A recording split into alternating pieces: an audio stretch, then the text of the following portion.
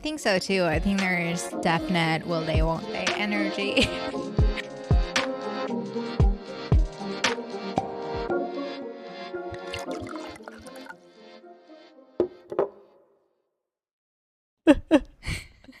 I'm a wired it girl. Have you seen those? What if I just need to I bring this haven't. closer? What is that? Is that a Gen Z meme? I don't know if it's Gen Z or younger millennials, and I don't even think it's that recent. Like a few years ago, I was seeing these posts saying wired it girls, and it was I don't know, Bella Hadid and Hailey Bieber all still using their wired headphones instead of AirPods. And it was before I got AirPods, so I was like, I'm cool just like them. And then I did get AirPods, but it seems complicated to use that in a moment like this. Yeah, I mean, I constantly have issues with them. I don't know why, but yesterday, I had a really early meeting. I think it was an 8 a.m. meeting that I had to be on for. And I was like, my AirPods aren't working. When one of them is just Yes. kind of not working, but you're it's not bad enough for me to really do anything about it. It was one of those things. And I was just sitting through this entire call being slightly annoyed and not able to do anything, but having to act like nothing's up. Don't trust them. They've been dying on my runs lately, and I was only, I don't know, a couple minutes, not a couple minutes, maybe a kilometer into a 6K run, and it died. And I was No. I have to run a half an hour in my thoughts. This is torture. So I kept taking them out because the case sometimes keeps a little bit of charge. So I'd take them out, put them in, take them out again. They'd last maybe 2 minutes. And so it was just me fighting against the charge time on my AirPods. So I don't trust them anymore. And I now run with my wired headphones hooked up to my phone. And my wired headphones have never given me a problem, touch wood. But yeah, I think I'm just going to stick to them. I feel like the wired ones are so much better because I've had moments where I'm just walking down the street and I don't know, something happens, it falls out. I mean, it doesn't happen all the time, but it has happened where it's on the asphalt and I've cracked a pair doing that, and I'm like, oh, now I have to spend money on a new pair of AirPods unexpectedly, and that's annoying too. My pair And they're now so cracked too. expensive. Yeah. Your current pair is cracked. Honestly, give up. Let's make wired headphones happen. No more AirPods. Yeah. I'm sick of them. Should we get into the book? I'm so excited about this one. Me too. Let's get into it. Welcome back to Straight Up Book Club. I love how our episodes now, we have a whole chat, and then at 5 minutes in, I'm like, by the way, welcome back. I feel like we're catching up because I don't see you in person anymore. So at least this is our weekly time to get together. Great. Come and get it. We're talking about the first half of Kiley Reid's book. Come and get it. What's been happening in this book? Also, there's so many characters. It's hard to get straight. It took me a little bit to get all the names straight and attach them to personalities. But yeah, tell us what's happened. You added a couple names in our notes that I'm like, you're going to have to remind me who this is, because there really were a lot of people. And when I started doing I always start with a plot summary. I couldn't do a plot summary because I was I think I have to go by character because otherwise this is going to be too difficult. But I'm going to try my best to kind of capture what's happened. So I am going to kind of go by characters here. And that's essentially how it's described in the book flap anyways. So I felt okay doing this. So we have Agatha. We have Agatha, who's 37. She's a journalist who's published a book on birthday rituals and ceremonies. And when we meet her, she's doing interviews at the University of Arkansas on weddings. And she's interviewing 3 students there, and I think these are Taylor, Casey, and who was the third one? It's Taylor, Jenna, Casey, right? And Jenna, yes. And they're all in this dorm together. And as she's conducting the interview, she's realizing that the topic of weddings of these 3 young women isn't that interesting, but they keep talking about money in relation to it, and that's interesting for her. There's a moment when one of them says that's my fun money, and she writes that down. She's like, oh, that's cute, that's interesting, something very foreign to her, and this is what she kind of starts to obsess about. So she realizes she needs to pivot her book to one on how students view and spend their money. And then her backstory, which we do get a little bit later on, is that she fell in love with a dancer back home. Is she from Boston? Like, I'm also struggling to like remember all the locations. It's somewhere more north. Mm-hmm. The dancer's name is Robin, and they moved in together, but it quickly became apparent that Robin didn't have a lot of money, and Agatha essentially had to like pay for a lot of their living situation, which she tries not to let get to her, but it's kind of obvious that it is a source of tension between the two of them. And eventually, they actually decide to quickly marry because Robin gets sick with Crohn's disease, and it's the only way for her to access Agatha's insurance, which is a whole subject on money on its own and the state of the US and their healthcare. Um, Agatha gets a job teaching at University of Arkansas, so they agree to move there together until one night when they're out for dinner with friends, and it's revealed that Robin's actually planning on staying behind, and that creates like a whole blow up between the two of them. So that's kind of Agatha's situation. And then we have Millie. She's 24. She's an RA at the dorm of UNA, and she's the one who sets up the interview for Agatha and the three students. She's a senior, and she's going to be graduating next year, and all she wants is a house of her own and a job close to her house when she graduates. And she had taken a year off in the middle of university. Was it to care for her mom? I actually couldn't remember why she took a year off, because there's a moment when she like moves back home, she's living with her mom, and they become best friends, and there's a point when her mom's like, we can't go on like this anymore, like it needs to stop, you need to go back to university, you need to finish. And Mm-hmm. Millie like reluctantly does this. Do you remember if it was because her mom was sick or? Yeah, I think you're right. Like, yeah, she was taking care of her mom. And also, they got really close, like, during that period. So she actually Yeah, enjoyed that, right? And yeah, it was almost it was like inertia sweet. stopping her from going back. But her mom kind of like forced her to or pushed her to. I loved that. It was a sweet relationship between the two of them. Mm-hmm. um So Millie decides to go back, finishes. While she's finishing her university, we notice that she's like always stowing away money in hopes of a down payment for a house, finding additional jobs outside her RA position. Her like boss, in her RA position, her name's Amy. She actually ends up showing her like this little yellow house that needs essentially someone to go and like turn the lights on and stuff once a month for like $50 or something like that. And she kind of lets Millie know that the couple who owns it is planning on eventually selling it. So Millie might actually be able to buy this house. And it's estimated, I think it's like something very low by Canadian standpoints, that's for sure. Like I think it was maybe like I 102. 200 102, yeah, Yeah. $102,000, literally a down payment in Toronto. But I mean, it's um something that she can work towards to put a down payment on and maybe afford.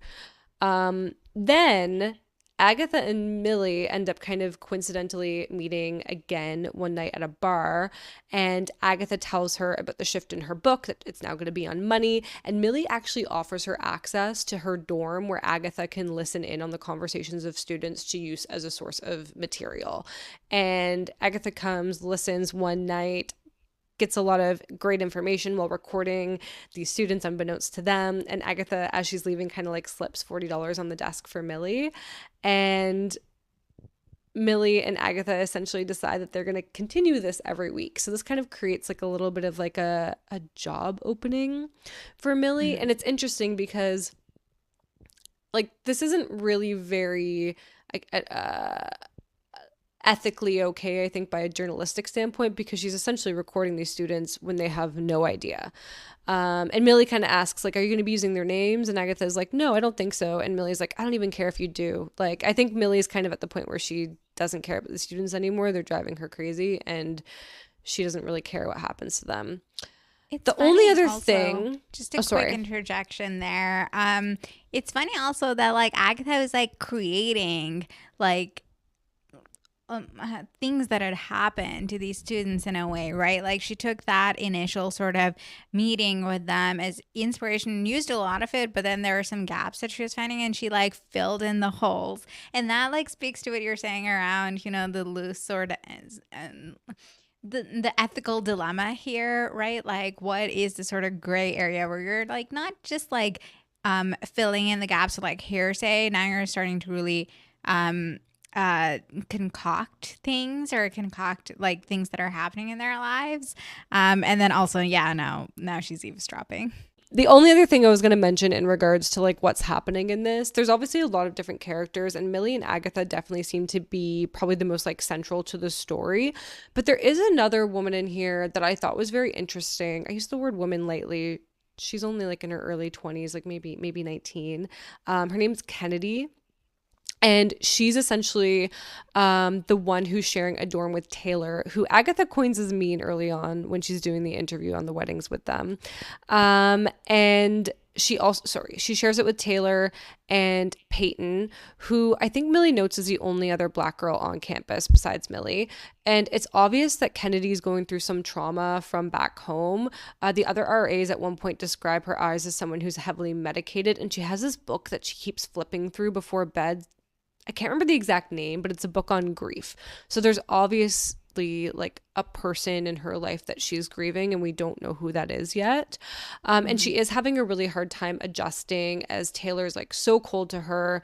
There's a moment when Taylor goes to Millie and says that, you know, she needs to switch Peyton, who's in the single room, or out of the single room into the double with her, and give Kennedy the single because Kennedy has too much stuff and she's taking up too much of her side of the double room. And Taylor kind of sneakily gives Millie like $20 to orchestrate this whole thing. And Kennedy is very upset by this. She doesn't let on that she is, but it's obvious that it's really affecting her, that she's kind of being excluded from this roommate scenario. Yeah, and I feel like that's kind of everything that's been happening. And It's so interesting. Like their dynamic. Well, first of all, it was just so interesting, like reading this undergrad life, you know, really like yes, transported me back to those years. And like one of the characters that I was like really sort of you know, feeling so much empathy for was Kennedy, you know, mm-hmm. like she's like from the moment where, you know, she's in this sort of suite with these, you know, new roommates, and she gets the one that's you know, all her own, and Yeah, that's, you know, it should feel good. Like, oh, I have my own space. But at the same time, it's like, okay, now I'm going to have this distance created with the two roommates that I really wanted to feel close to. And it felt really real to me because it reminded me of my own undergrad. Because okay, so the dorm I was assigned had a lot of single rooms, and you could choose or you could request having a single room or a double room.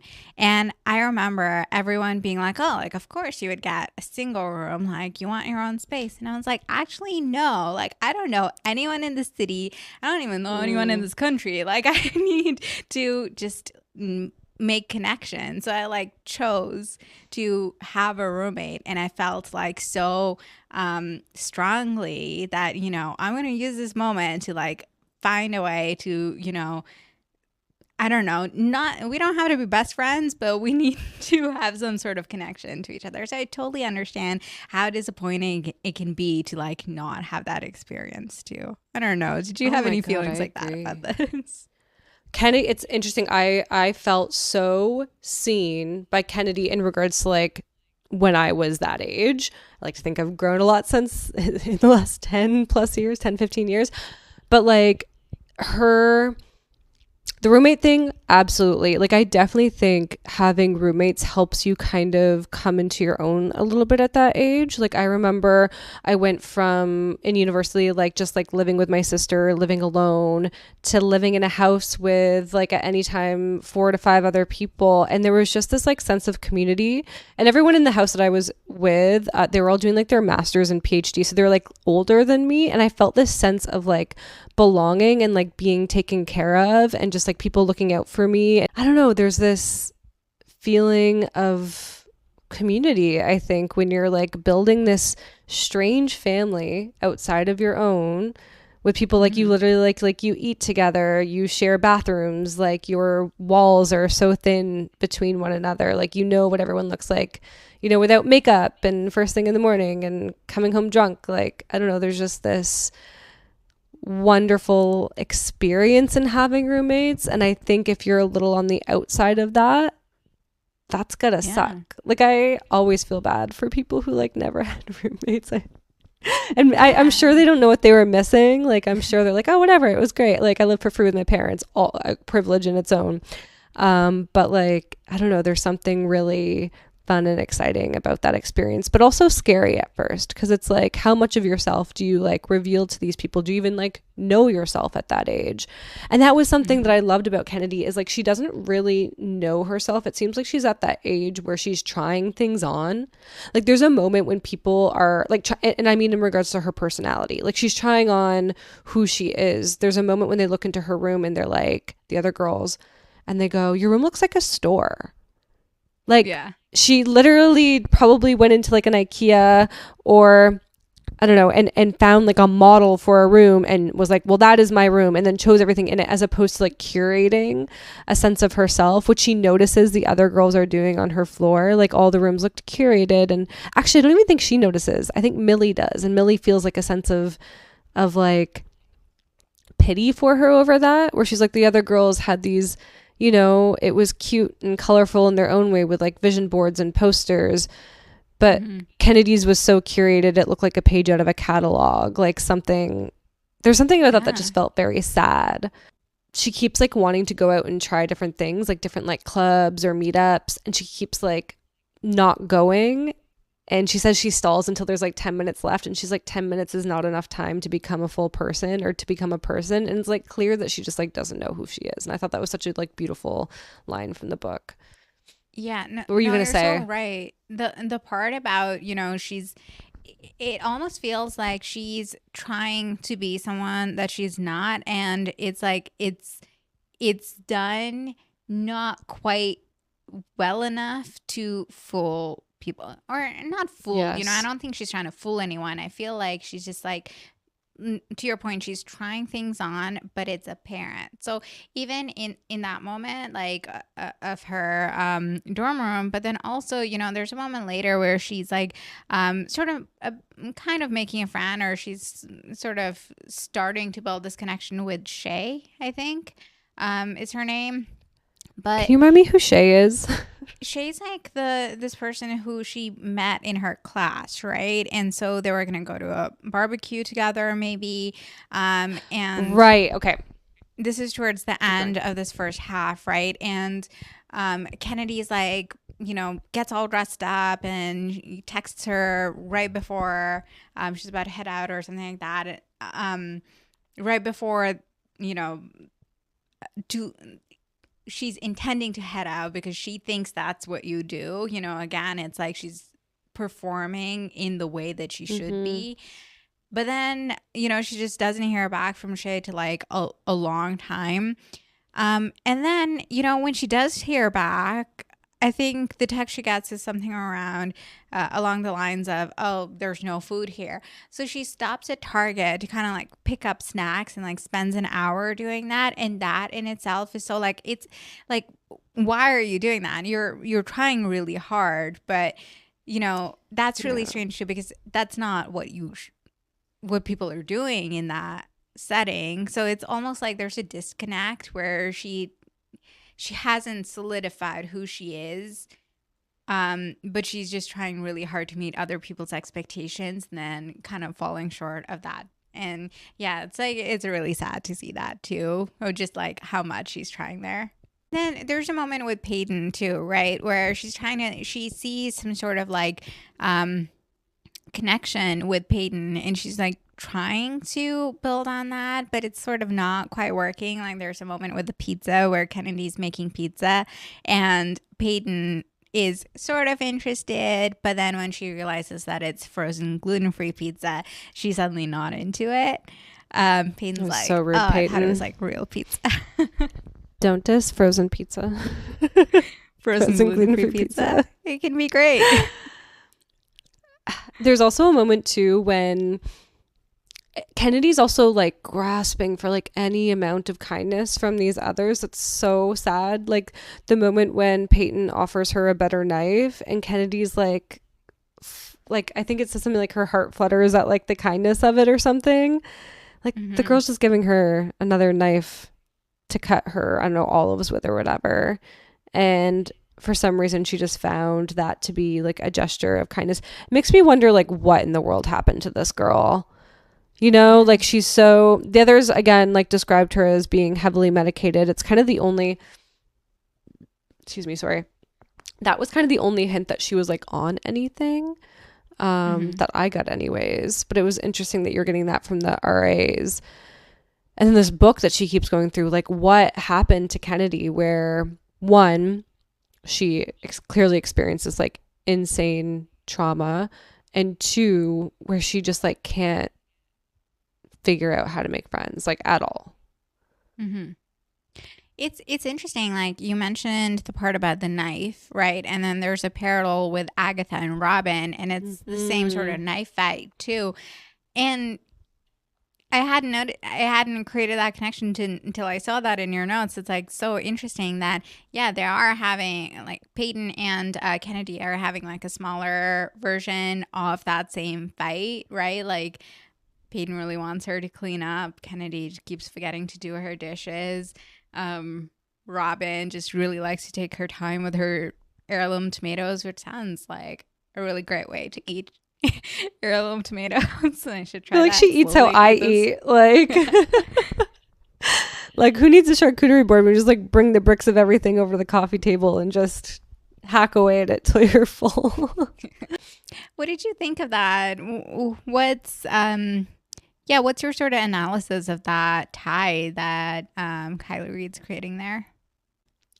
I'm not even sure that I know or can figure it out. It was interesting to me that like a knife meant so much in these two different scenarios. One where it's lovers and these two lovers who like don't who tiptoe around everything except for this knife fight. It's like okay, it's a knife. Like you're tiptoeing around like, you know, whether or not Robin should be paying more of the bills or paying more of the rent or where the money is going. Like these like large influential things in your relationship that mean a lot more. And then I don't know. I don't know. Mm-hmm. It's interesting how like the knife was like such a moment of tension for them. And then the knife between Kennedy and Peyton went from like a moment of kindness and sweetness to like a frustration between roommates. Like, I don't know what my analysis of it is, except for the fact that like I feel like the knife just represents more in both scenarios. Like, I think Peyton is frustrated by Kennedy as a roommate. It's not just like, you know, not cleaning the knife. Because then she goes, after Kennedy cleans the knife, Peyton's like, well, can you do your dishes too? So, like, there's obviously like a disconnect there. It was just interesting to me that a knife was a subject of tension in two very different relationships. What did you think? I want to know your opinion on it. I think that, you know, it maybe it's sort of telling of the connections that will be revealed over the next half, you Mm, know, between these sort of um, undergrads' lives and Agatha's life. Who's yeah, she's 38, right? And hmm I don't know. It's I like her guess birthday in the yeah. book. Yeah. Yeah, she And turns they seem 38. to think like when you're 38, your life is over. And I'm like, oh shit, getting there.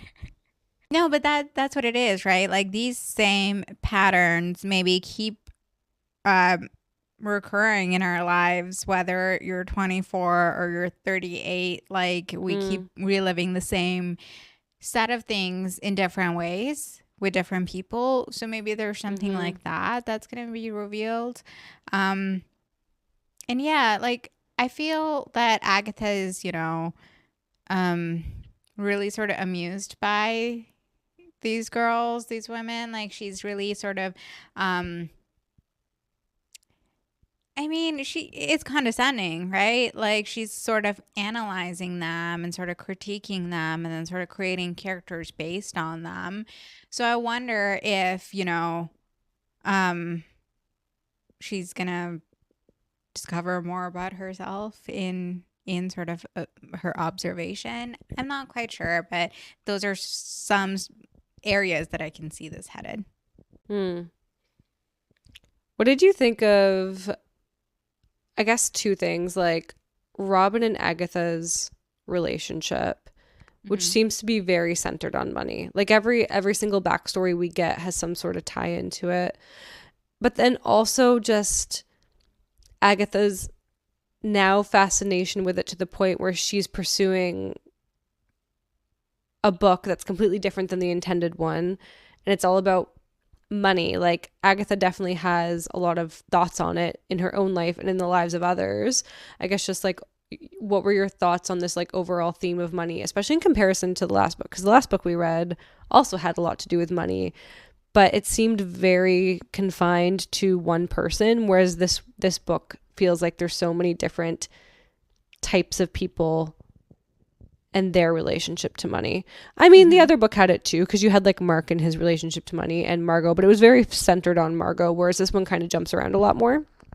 Anyways, just curious. I'm not sure if that's even like a very clear question, but I heard it as sort of, what did I think of their relationship and their difference in money and sort of the impact Robin's having on Agatha, like outside of their relationship. And to be honest, like I'm seeing it as, what happens when in a relationship one person is really type A and the other person is really type B. Like that's my relationship. That's your relationship. I feel like we sort of experience these um um ways of butting heads in different ways maybe. I know I do. Um and it's really just about like trying to understand each other when I don't think either of them are necessarily wrong. I feel like they just have very different approaches to how they want to live their lives. Like Agatha really wants structure and she wants planning and she wants um, to know how her money's being spent and feel good about that. And Robin, wants to fly by the seat of her pants, and that's where she's comfortable. And when she has money, she wants to spend it on her friends, and that feels really good to her mm-hmm. too. So I think like both of those are sort of beautiful, really. So I kind of felt it. I read it as that, but of course, like when you're in it, you don't feel like that. You're like, my way's the right way. Why don't you see things the way I do? So I think there's some of that. And, when her sort of relationship is sort of nearing its end, like, they are married still, but they're sort of moving in their separate ways. Like maybe there was a sense of catharsis there where Agatha wants to Mm-hmm. continue to sort of understand Robin like through these other people. So I feel like these undergrads are almost like a vehicle to do that. So she's sort of, Mm. yeah, finding different tools. So yeah, so I don't know. Maybe it's just like processing the end of her relationship. What do you I think? guess there's I guess there's like a parallel there between these women that she's observing who seem to have money because of their parents. Like their parents are essentially funding their lifestyles. Mm-hmm. And Agatha's kind of doing that with Robin. Like Mm-hmm. Agatha's funding Robin's lifestyle, and she's finally getting direct answers from a group of women who are experiencing this and their thoughts on it. And she can't get that from Robin, but I think that's a lot of Agatha not asking. Like there seems to be this dynamic between the two of them where Robin is very direct, says what she wants, and well, for the most part, she didn't tell her that she wasn't moving to Arkansas, so that wasn't very direct. But for the most part, she's very straight up about what she wants, like the fact that she's diagnosed with Crohn's disease and she doesn't have insurance, and she needs to like find a way to get that. And even just like in her arguments with Agatha about like the knife and stuff like that, like she's a little bit more direct about what she wants, whereas Agatha kind of tiptoes around it all. Like it's almost like she's trying to make Robin get to knowing what Agatha wants as opposed to just telling her what Agatha wants, if that makes sense. Mm-hmm. My friend sent me this article the other day saying that like there's two different types of people. There's askers and there's guessers.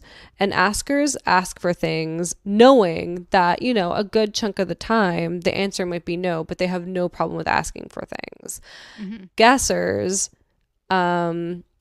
want to put things into the universe that aren't direct asks, hoping that the other person will come to the conclusion of what they want, if that makes sense. Interesting. And then when you put those two people together, it creates a lot of friction because the asker is like, why aren't you just being straight up with what you want? Why are you trying to get me to like walk in circles to understand your desires? Mm-hmm. Whereas the guesser is like, why are you being so blunt? Why are you asking me for so many things? Not realizing that like it is okay to say no. So anyways, I'm kind of like seeing this relationship through that lens where Agatha is hoping that Robin will conclude one day that she needs to chip in more and help out. Whereas Robin is like, well, Agatha's just subsidizing my life and she hasn't asked for anything different. Why would I, you know, assume she wants anything different? So it just seems to be like different communication styles, and Agatha's only getting the answers from the people she's paying to get the answers from. Oh, I love that. Yeah, that's so true. It was a very fascinating article that I will send to you.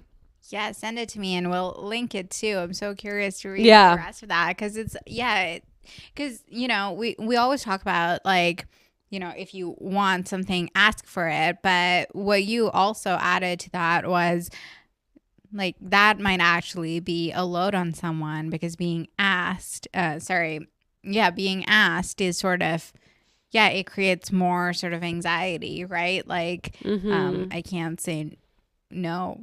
It's almost like a guilt thing too, right? Yeah.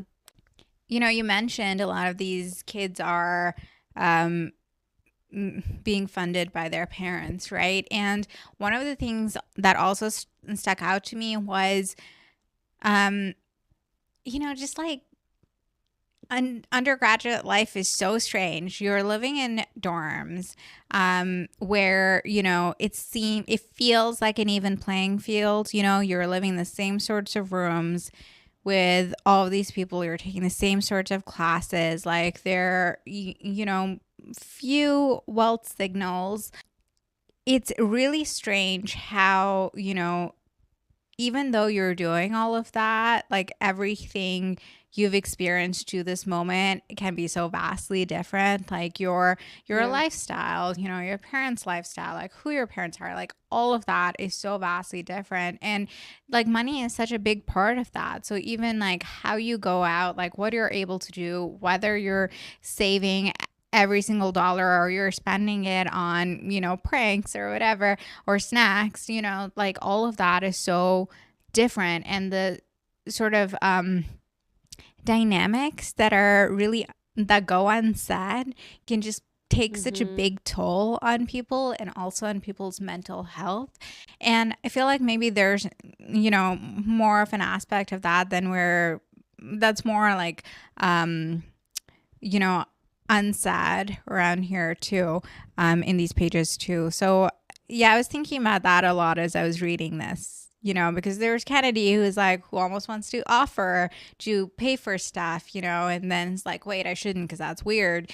And then there's, you know, Tyler and Peyton who are just, you know, who have the laundry jars and things like that too. So, or who's sending out laundry for cleaning. So that brings up another thing which infuriated me. And I know, like, if you don't mind me sharing, it's one of those things that kind of went under the radar. And when I put it in the notes, Nat was like, did I read far enough? I didn't pick up on this. So I might be making this up. But there's a moment where I feel like it's hinted that Taylor stole from Peyton. And it's like near the end of this half. And Taylor gives Millie $20 as a thank you for figuring out the roommate situation. She's like, my mom insists, and Taylor's like, my mom insists, she wants you to have it. She's really thankful that like Kennedy's out of my double room. And Millie's like, no, I can't accept. And Millie's like, my mom's going to top up my money anyway, so you might as well just take it, and kind of slips the $20 into Millie's pocket. And Millie takes it out and she's in awe of how beautifully it's folded. She said it's like an origami, like folded like origami. And so when she goes back to her dorm, she kind of like hides the $20 in her closet because she like doesn't want to spend it because it's so beautifully folded. Mm-hmm. And then when Millie is, I think she's like going back for round 2 of checks in the dorm room for Peyton, Taylor, and Kennedy to make sure that it's clean, because there's that moment when they prank her and trash Peyton's side, which was like Horrible. horrible. She sees Peyton's laundry jar and has a moment where she's like thinking to herself, that's weird. Why does she have a laundry jar when I know that she sends out her cleaning? And she notices, like, nestled in the coins is a $20 bill that's folded like origami style in the same way the $20 was. Yeah. That Taylor gave her. So in my head, Mm-hmm. Taylor stole $20 from that laundry jar and gave it to Millie, saying that it was her mom who paid her. That was what I got from it, because Taylor to me is psychopath. Like, Yeah. that's my vibe. But anyways, No, yeah. now that... Wait, is it Taylor or Tyler? I think it's Tyler, but now I'm confused. Oh, is it Tyler? Okay, I've been sure. writing Tyler. I've been saying Taylor. It's Tyler. Okay. God I'm damn not it. sure now. Okay. I think it's Tyler. It's definitely Tyler. I was writing Tyler at first, and then I corrected myself and was like, it's Taylor. Wait, but God damn it. Well, y'all know who I'm talking about if you've read this book. Wait. So Tyler. I read that as, yeah, when I read this in your notes, I was like, all right, like, I need to pay more attention. I'm really missing details. But also, I read that as, like, that's the money that Tyler gave Peyton when they did the prank. And she was like, I'll pay you. And so she paid her. And then that's what was in the laundry jar. And then that's what Millie saw. And then Millie realized that Tyler must have paid Peyton. You're For right. that. That's probably what it is. Now I'm not so sure though, because like there is that moment and like, how did Millie know? Like, okay, so now Millie knows that was like there's something happening with Tyler and Peyton's money. Yes. So I guess that's what that moment was for Millie. But yeah, does Millie know? Like either way that. I think Millie suspects something, because Millie's like, why did Tyler like trash your room instead of her side if they're going to pull the prank? Like, Morty! Sorry, Morty. he might come. Come for a It's visit. been Come so on. long since he's been in a Come on, he's still alive, folks. Come on. Oh my God. Well, he is old. Come on, baby. Come on. He's like, what is this commotion? Hi, Morty. I think Millie suspects something, because did she straight up ask Peyton if Tyler paid her? Because she's like, well, why did she choose your side? Yeah, I'm not sure if she asked her about that. Well, if she didn't, here's Morty. 1 second, I'll Hi, show. Morty. Oh, there he is. Aw. Let's go down. Morty, say hi. Hi, cutie. And he doesn't want to be in front of the camera. Okay. Hi. So cute. I think Millie suspects something. I thought that Taylor stole the money, but no, you're right. You're right. It's definitely the money that she paid her, which is also like such a psychopath, just like paying people off to like do these like weird things that you want to like have a sense of control over people. It's I think insane. that's exactly what it was. It was like controlling. Yeah. She's also obsessed with dogs, which is a key indicator of being a psychopath. If Being you read the obsessed with psychopath dogs? test, when you sorry, it's not. If you love dogs, you're not a psychopath. How does psychopathy come up in every episode? So there's a book. It's amazing. Everyone should read it. It's called The Psychopath Test. It's by, oh my God, I'm blanking on his name, but he also wrote So You've Been Publicly Shamed, John something. I don't have my phone on me. Oh, yes, I do. It's called The Psychopath Test, and it's incredible. And there's like this test that if you score high on it, you're more likely to be a psychopath, I guess, than other people. It's not saying you are, but like the likelihood is higher. But there's one part in it where like psychopaths actually really love dogs because they like things that they own. Interesting. So they have like a sense of ownership over their dogs, and that's why they're obsessed with them. I love that it's dogs and not cats, because cats are just like, oh, fuck you. You don't own me. I am Exactly. I my saw own a meme cat. about this. I saw a meme about this the other day where it was like psychopaths prefer dog. Yeah, we're talking about cats. Psychopaths prefer dogs to cats because dogs come to their every beck and call, and cats don't like. You don't feel a sense of ownership over a cat because they do their own thing. It's John Ronson, and we can link it in our Instagram. We'll do But that. yeah, I've read it a few times. A lot of my friends have read it. It's so good. But anyway, she has this like weird obsession with dogs. I'm like, this girl's a psychopath for sure. Anyway, sorry, that was a tangent. What were we even talking about before Morty came in? Well, I really love Millie's character in this book. And Me too. I really like how, the other RAs are like, we need to get back at these like women, like we don't like what's going on. And they're just kind of, I don't know, really direct around like, we need to do something. But Millie's more like waiting to see what happens and what drops in her lap, in a sense. And like when Agatha's presenting this opportunity, she's like, well, Tyler kind of sucks anyway. So, I love that about her. mhm. I love how Millie very much has her own thing going on. Like she definitely seems the most mature out of everyone there. She's a senior, she's graduating soon, but she definitely has the like self-assuredness that feels older than the others. Like the fact that like she's so focused on just like having her home and like making sure she secures money for that and like hanging out with her mom, stuff like that. Like I do really love her character.